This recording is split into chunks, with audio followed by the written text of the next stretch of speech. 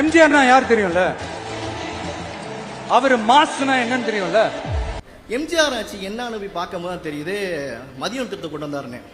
மதிய உணவு திட்டத்தை கொண்டு வந்தாரா அப்படின்னு படிக்கும்போது தான் தெரியுது அதுக்கு முன்னாடி அயோத்திராசர் பண்ணிட்டாரு கொண்டு வந்துட்டாரு.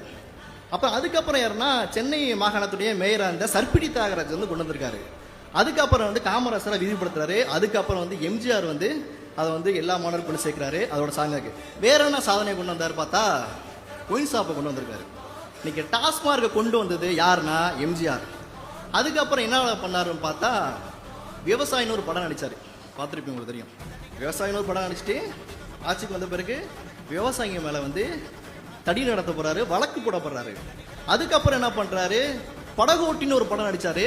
படகோட்டின்னு மீனவ இடத்துல நடிச்சிருப்பாரு அந்த படம் நினைக்கிறேன். அதுக்கப்புறம் வந்து மீனவர் மேலே வந்து துப்பாக்கி சூடு நடத்த போறாரு. அதுக்கப்புறம் நாங்கள் வந்து புதுசாக கட்டிக்கிட்ட சோடி தானங்க அப்படி சொல்லிட்டு குருவார் இடத்துல ஒரு நடனம் ஆடிப்பாரு. அதை வந்து அதுக்கப்புறம் வந்து என்ன பண்ணுறாரு, பழங்குடி மக்கள் மேலே வந்து என்ன பண்ணுறது, நக்சல் தீவிரவாதம் சொல்லிட்டு அவங்க மேலே வந்து துப்பாக்கி சூடு சுட போடுறாரு. இடஒதுக்கீட்டுக்காக போராடுற மீது துப்பாக்கி சூடு சுட்டாங்க. இதுதான் வந்து எம்ஜிஆருடைய ஆட்சி. மீண்டும் ஒரு எம்ஜிஆர் நமக்கு கிடைக்க மாட்டாரா என்று என் மனம் ஏங்கியது. அந்த ஏக்கத்தை, அந்த தவிப்பை போக்கிய மாபெரும் தலைவர் தான் நம் முன்னாலே அமர்ந்திருக்கின்ற வாழும் எம்ஜிஆர். மக்களின் மகத்தான தலைவராக பரிணமிக்கும் மாண்புமிகு முதலமைச்சர் தளபதி விஜய் அவர்கள். சூழ்ச்சி